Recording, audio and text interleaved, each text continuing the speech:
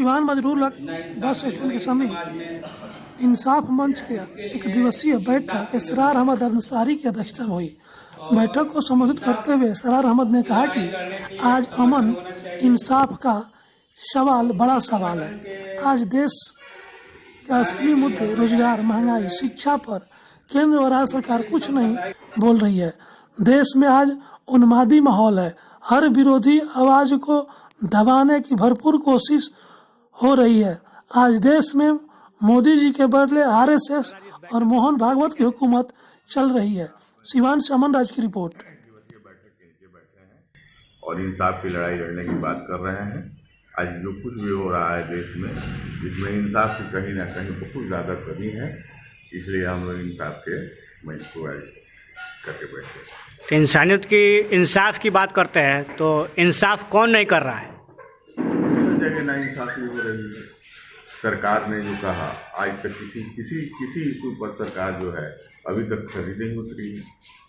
उसने नौकरी देने की बात कही, उसने जो है कहा कि इतने गरीबों का जो है हम ये कर देंगे, किसानों का भी माफ़ कर देंगे, लेकिन आज तक तो कुछ हुआ नहीं। आपका नाम क्या है? मेरा नाम इसरार अहमद अंसारी है। आज भी हम इस बैठक का मुख्य उद्देश्य क्या है?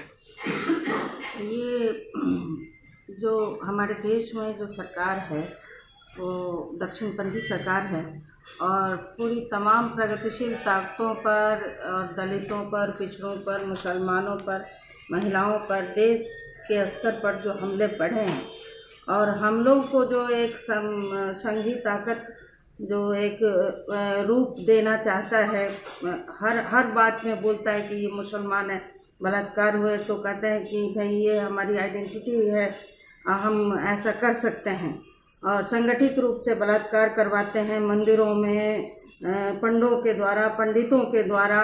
और हम लोगों ने देखा कि जो भाजपा के जो सांसद भी हैं, जो विधायक भी हैं, जो प्रतिनिधि हैं, वो लोग ऐसे लोगों के पक्ष में खड़े हो रहे हैं, माला पहना रहे हैं, उनको जेल से निकलवा रहे हैं, स्वागत कर रहे हैं। और अब जब चुनाव का मसला आ रहा है, चुनाव का टाइम आ रहा है, तो मंदिर मस्जिद की बात में उलझा रहे हैं। इस समय पर बहुत दिनों से इंसाफ मंच चल रहा है, लेकिन इस समय पर इसका ये बहुत ही समसामयिक है कि इसको और ज़बरदस्त ढंग से संगठित किया जाए। आज अयोध्या में इस तरह के लोग गए हुए हैं, काफ़ी तमाम विहिप के कार्यकर्ता हैं, शिवसेना के हैं, तो वहाँ क्या होने वाला, निर्णय क्या निकलने वाला, आपके सोच? उनका अंतिम अस्त्र है, ये साबित करता है कि उनके पास अब कोई अस्त्र नहीं बचा है। तो उन्होंने ब्रह्मास्त्र छोड़ दिया।